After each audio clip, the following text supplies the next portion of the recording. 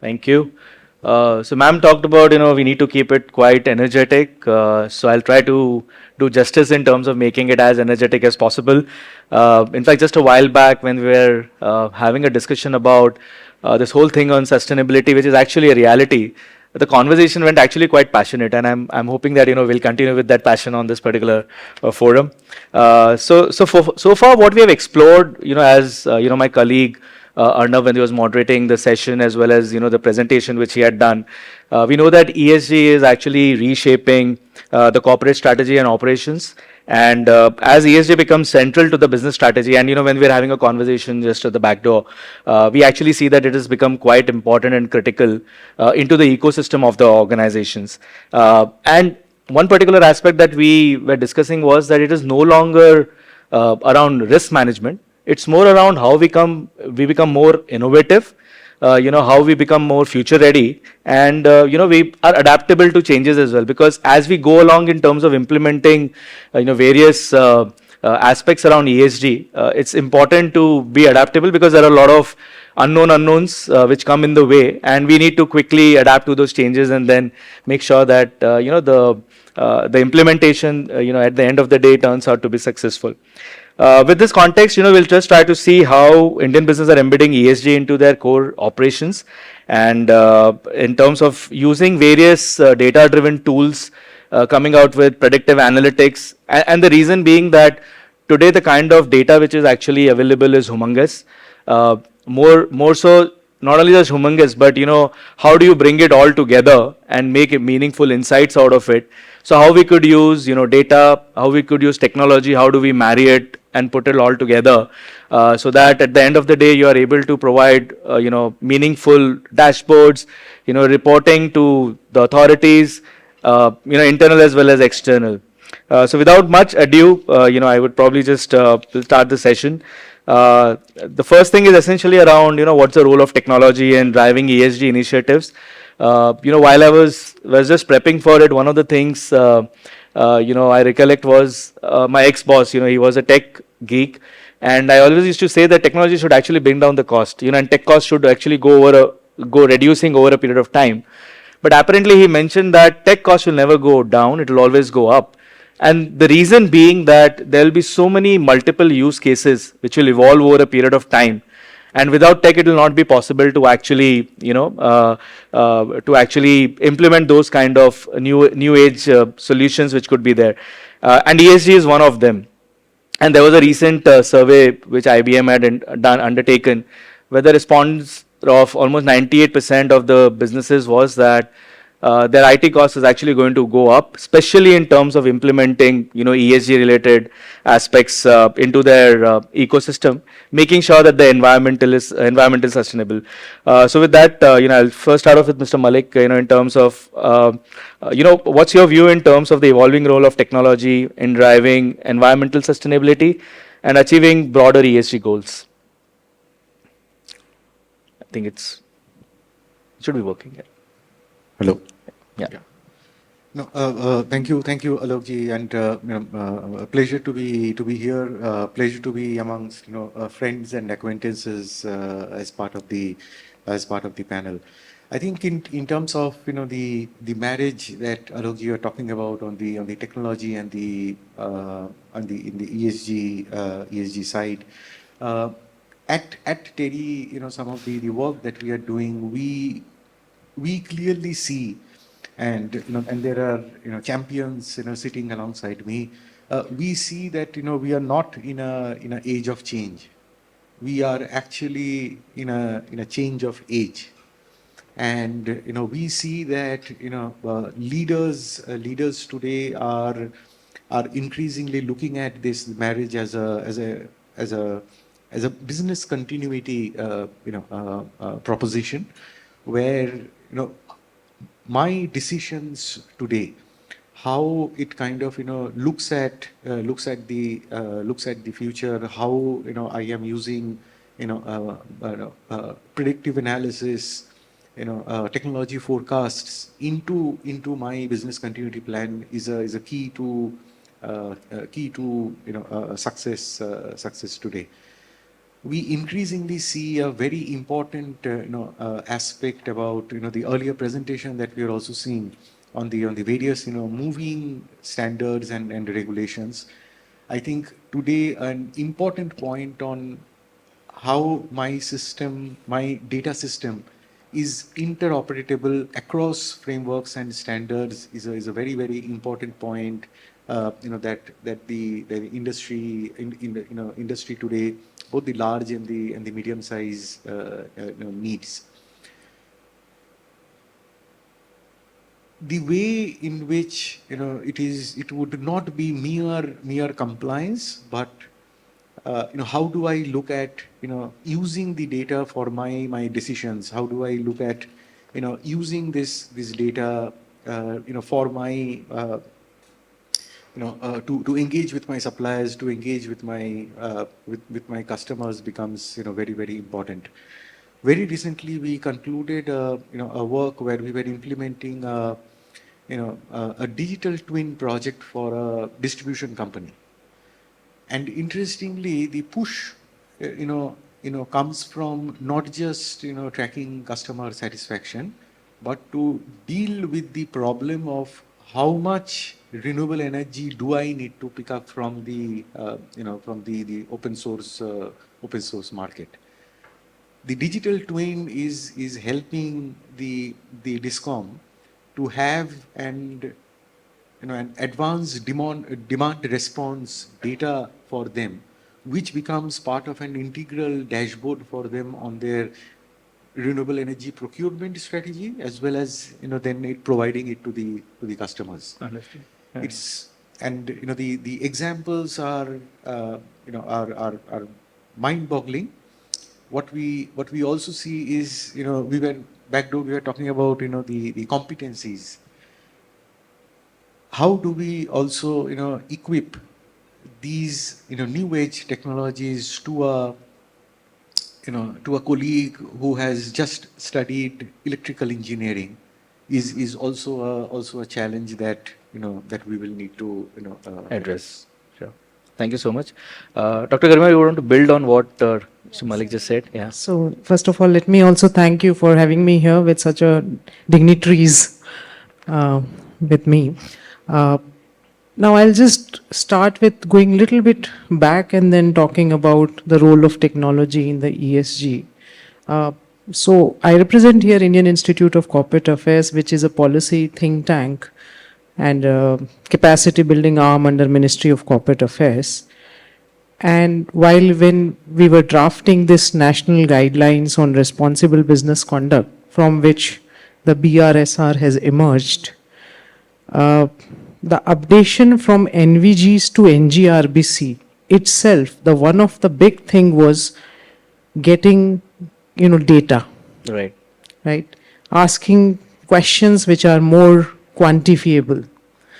So the whole intent was to basically see that once we get data, and now with the use of technology, how best we can actually utilize that data.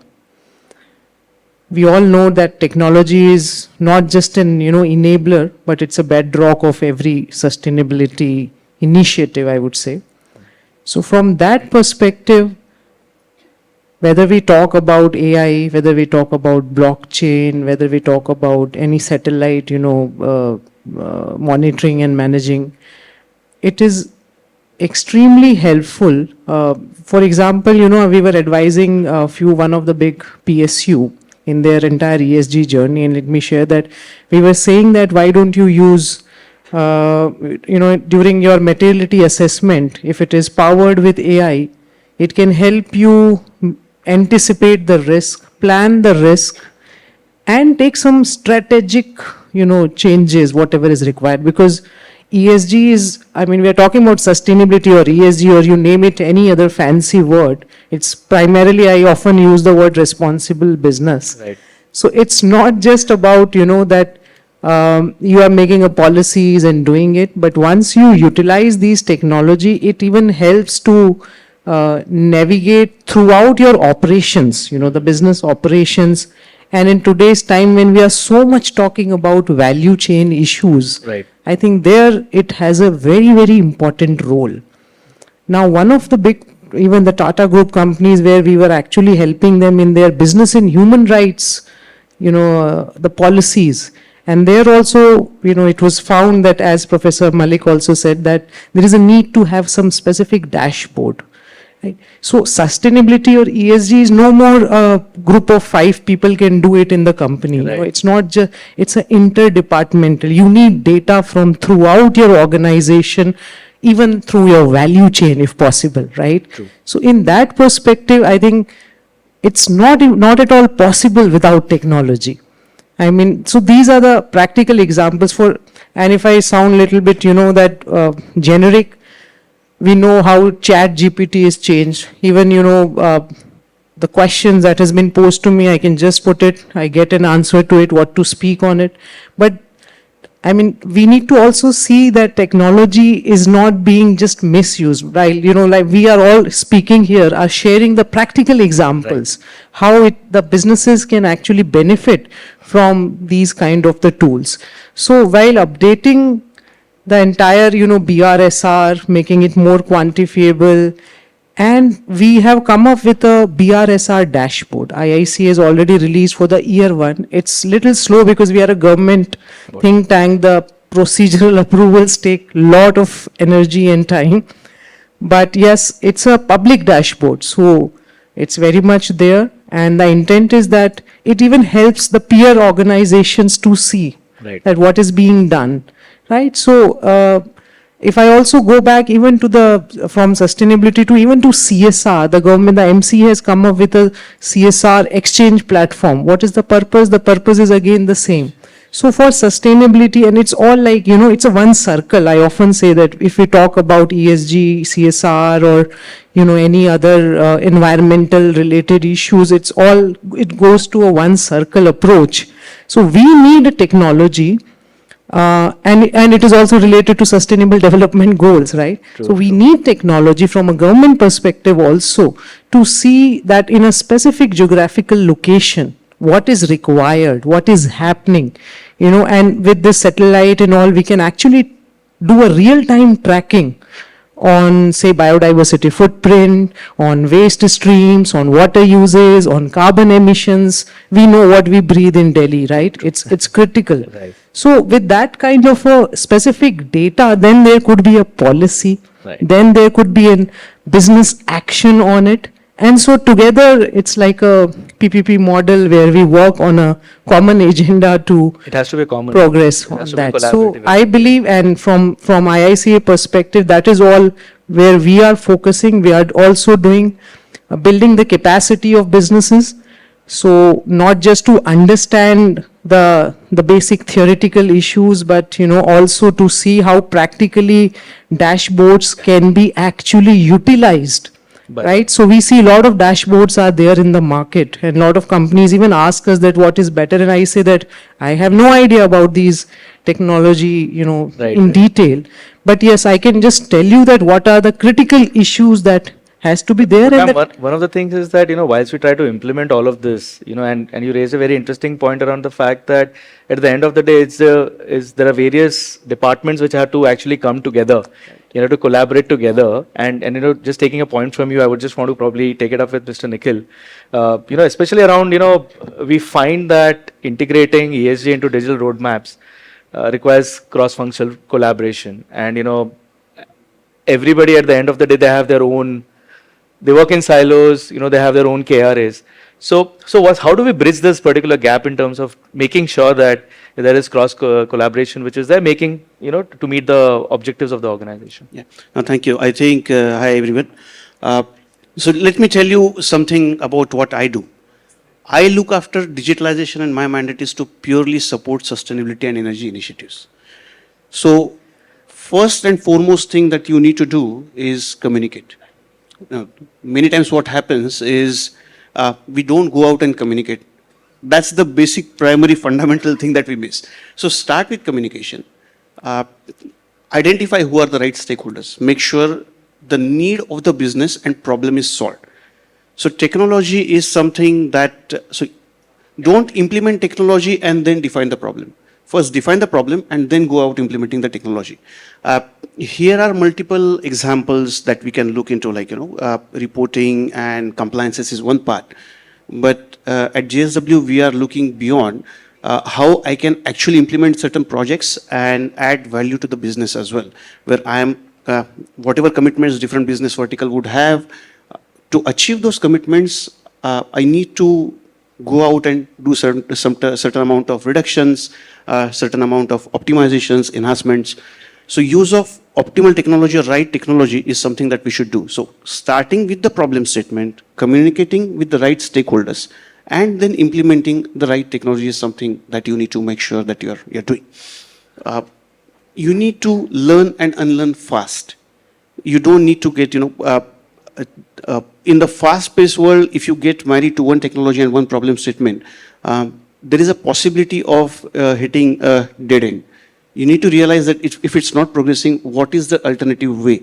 Right. The typical agile, agile is very loosely used in many things.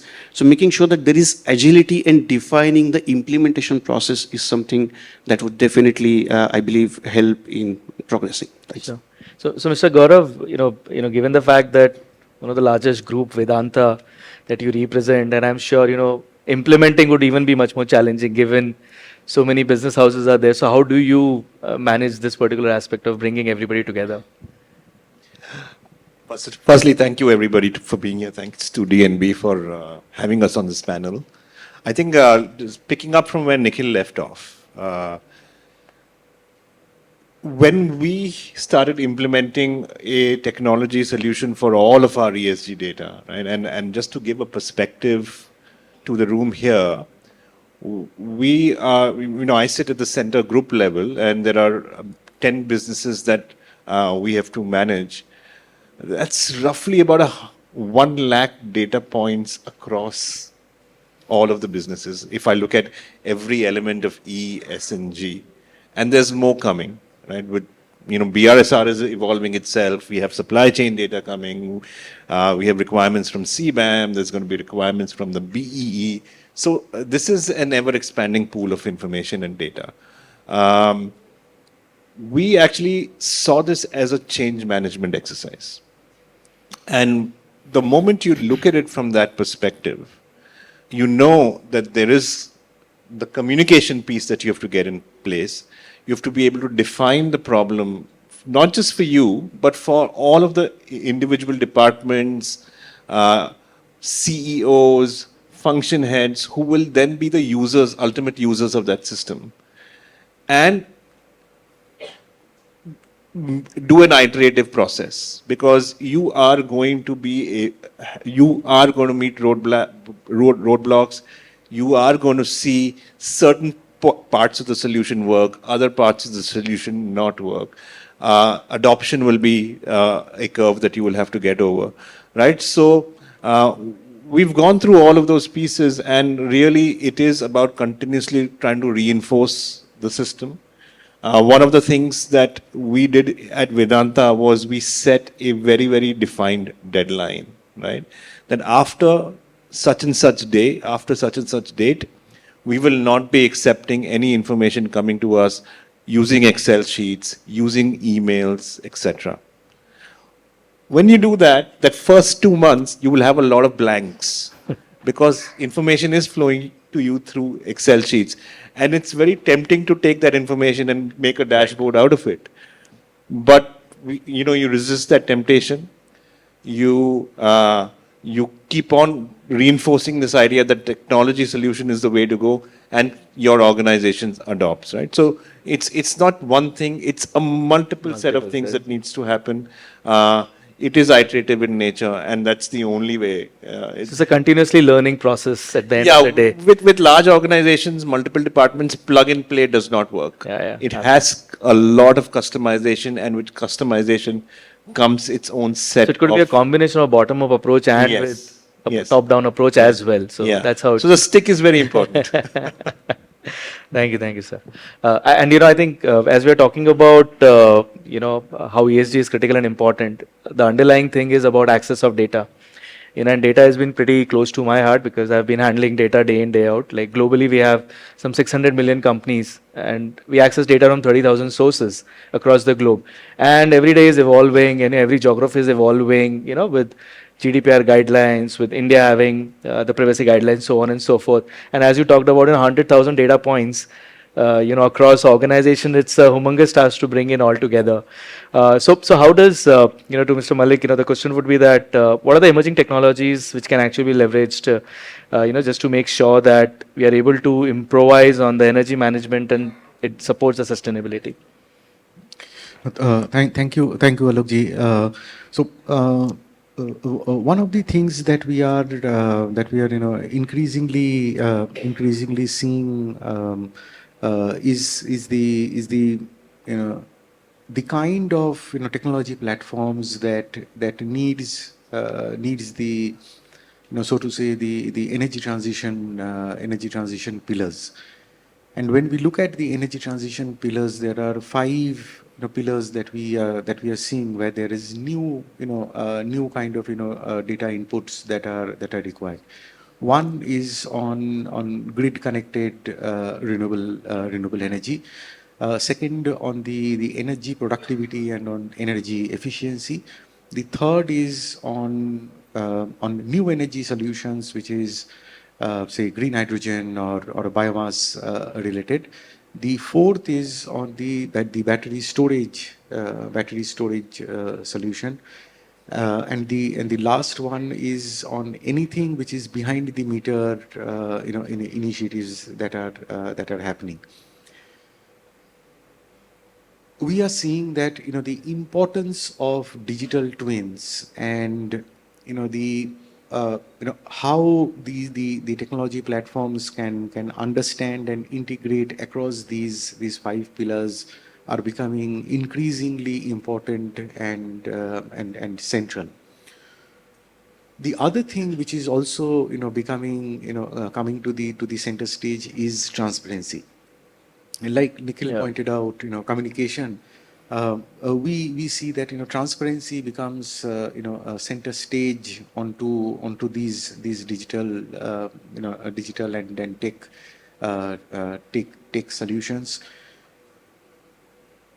The other important point what we also see is as digital taxonomy on on sustainability, on ESG gets into, there would be a new era of tech solutions that we would need to manage those data.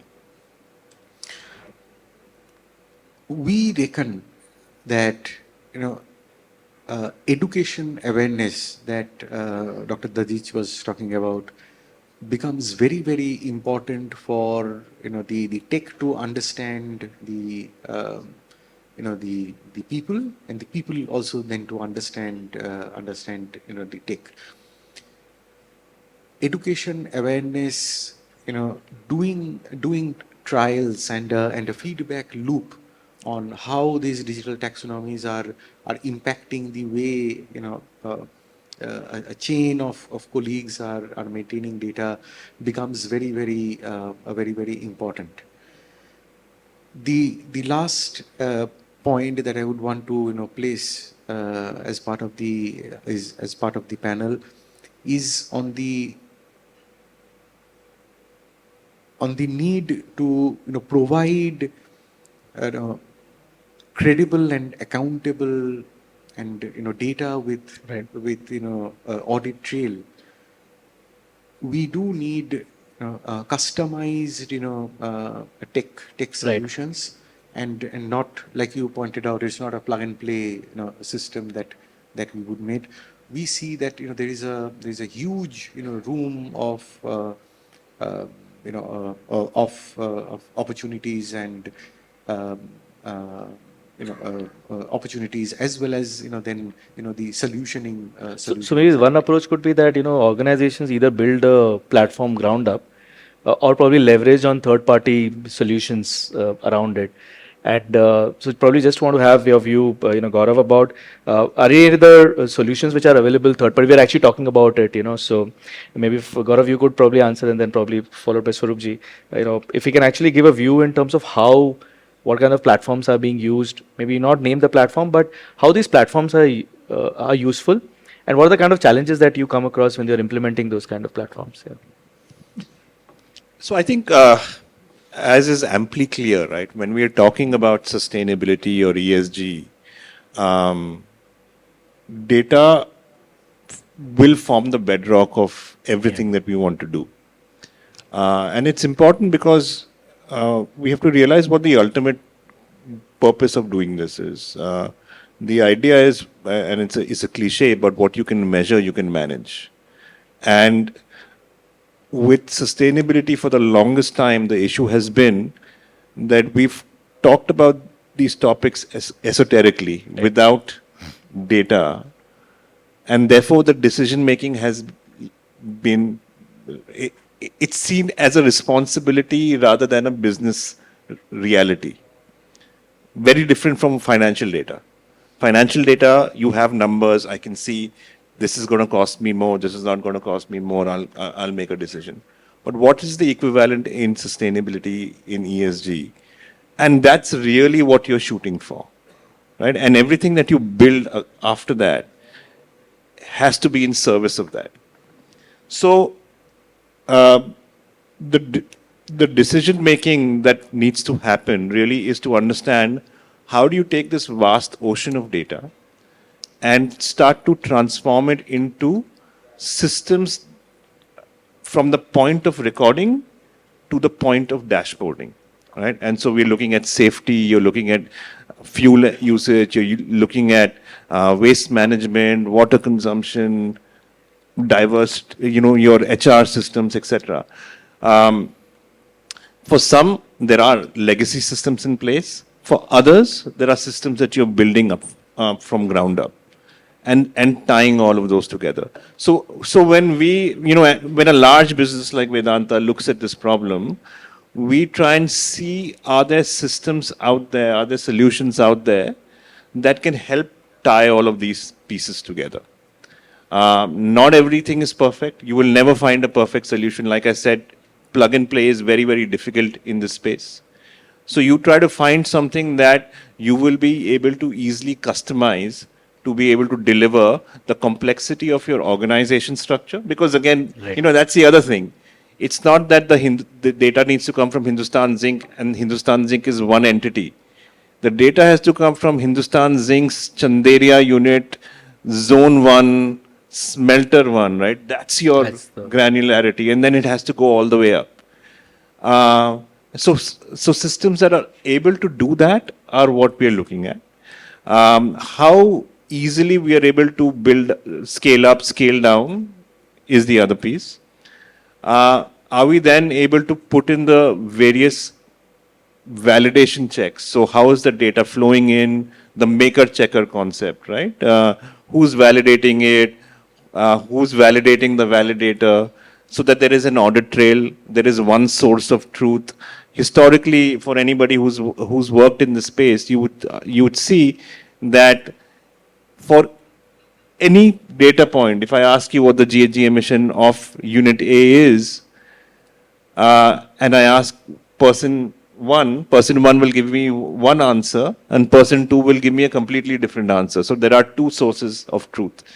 With technology coming in, that becomes one source, right? So all of those things are considerations that we have to put in place. Where we are today is once you've got that data pool and you've got that repository of information, our next challenge, and this is where we are currently trying to work through, is how do you get the analytics in place? Right? We want to make this data useful. We want to be able to make it part of the decision-making process. And so that's the next layer.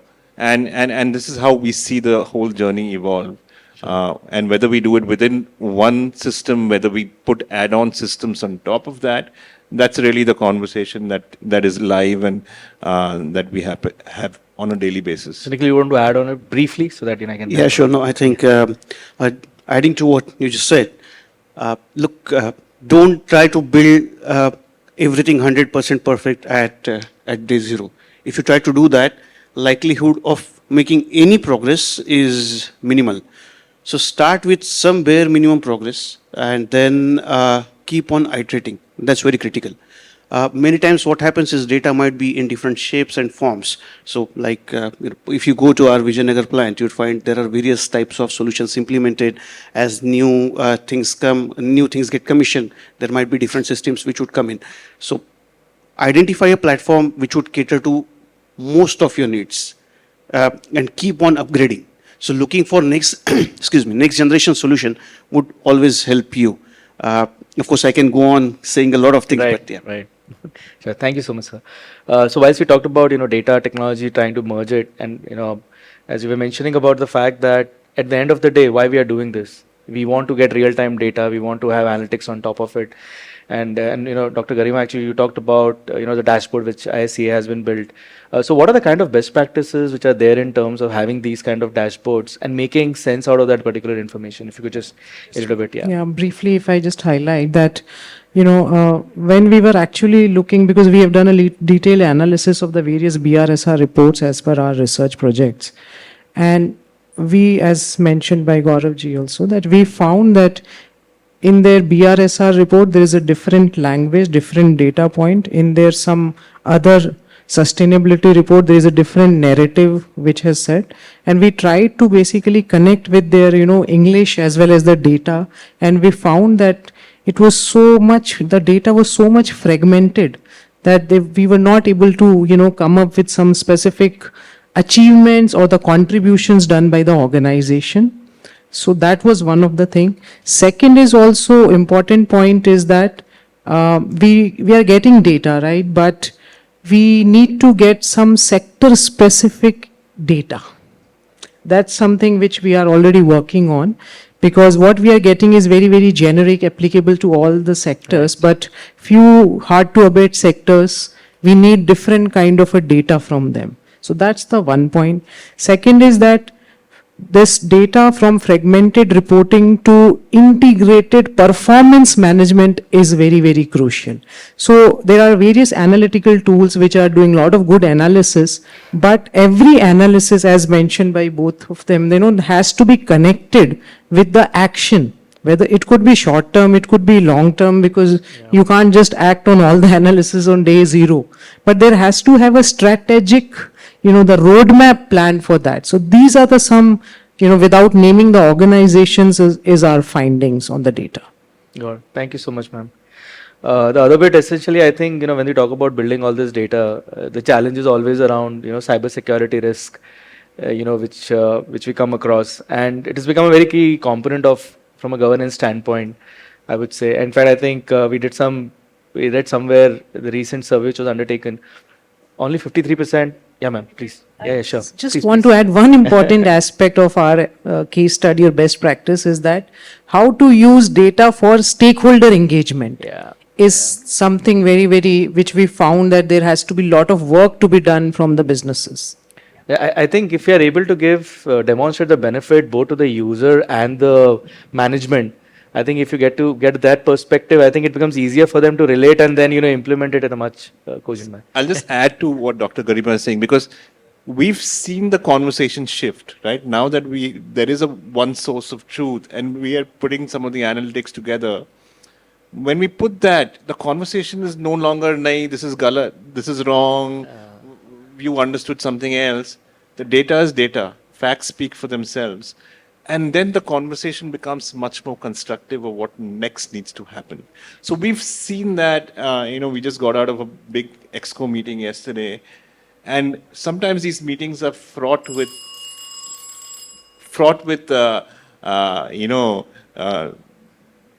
arguments, not this, not that. But once the data is there, it's a very constructive conversation. So, I mean, it's fantastic to see what happens once data comes at the forefront. Yeah. Actually, that's the truth, at the end of the day. So we're talking about the cyber risk bit, and, almost 53% of the corporate India probably is not even ready to actually implement, cyber security risk. So if you could just allude, your experience in terms of how organizations are adapting to it. So typically what happens is, it's the same cycle that you choose a technology, decide to implement, and then go defining the problem statement, and then get into a cycle.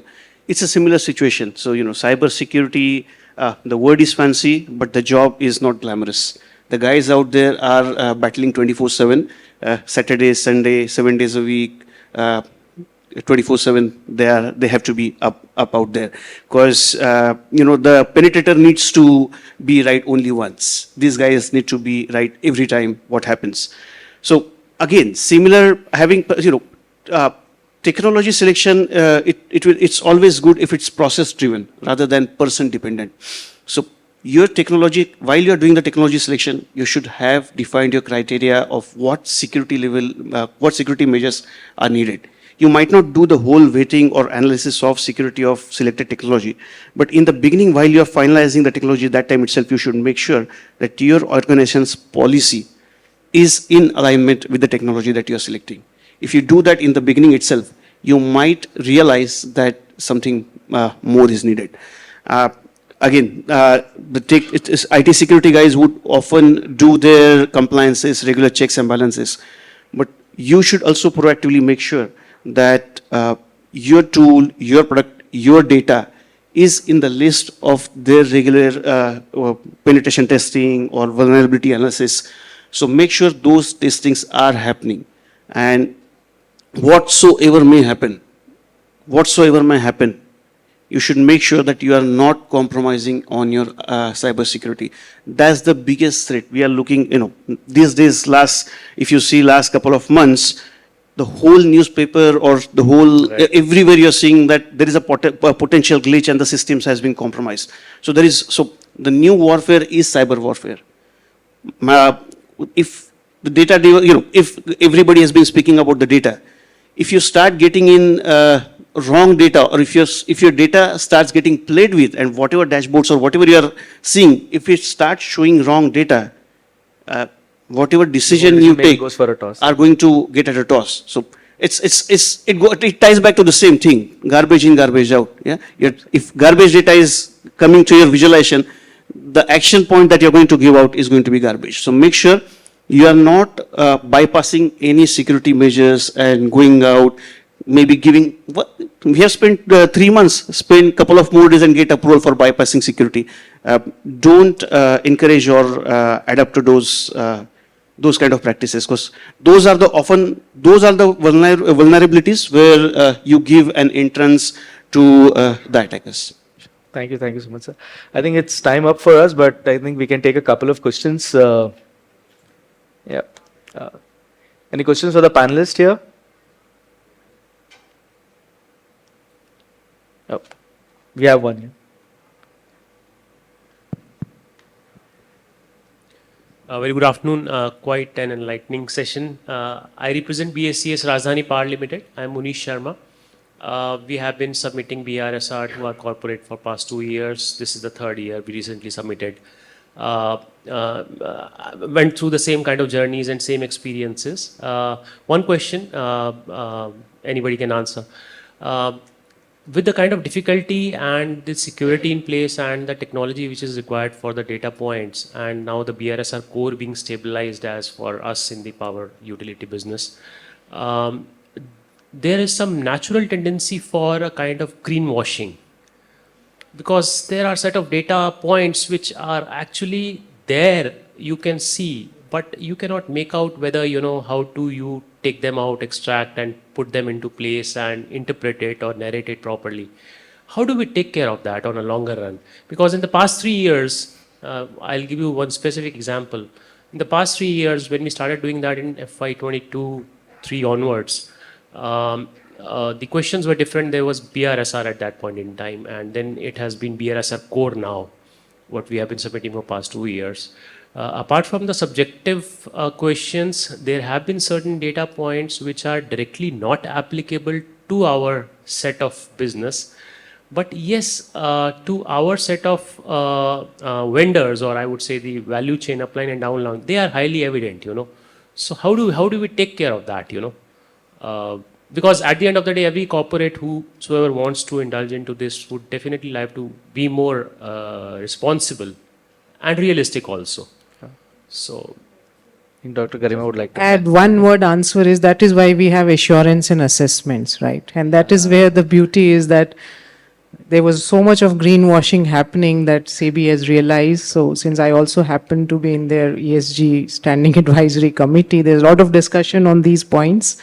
And that's where there is an intent that there is third party check and balance. However, as a academician, I would always say that as well as a legal background, I know the ways, and everybody knows that there are always a gray areas to navigate if you don't wish to. And it's something like a independent director's position, where if you want to do something, with an intent to do, so then, and that is where even the data with the narrative really helps. And we often tell these businesses that don't just say data, that CO2 emission, don't just say reduction data. Just write 3-4 lines about the narrative, that how it has been reduced from the year 1 to year 2.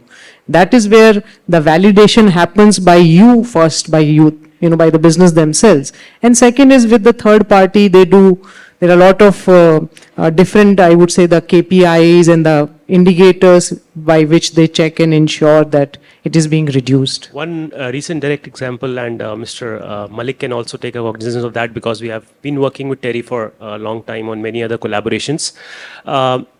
We are a power distribution utility. Our prime aspect is to reduce scope 1, scope 2 by introduction of renewables.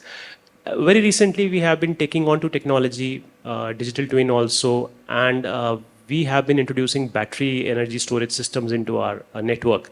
Now it comes for the long run question in terms of disposal of those batteries also, because that's leaded, right? So organically somewhere, the way in which we are growing, one side we are definitely trying to, reduce emissions by being more responsible from all the corners, and then putting up these systems which definitely would burden us further.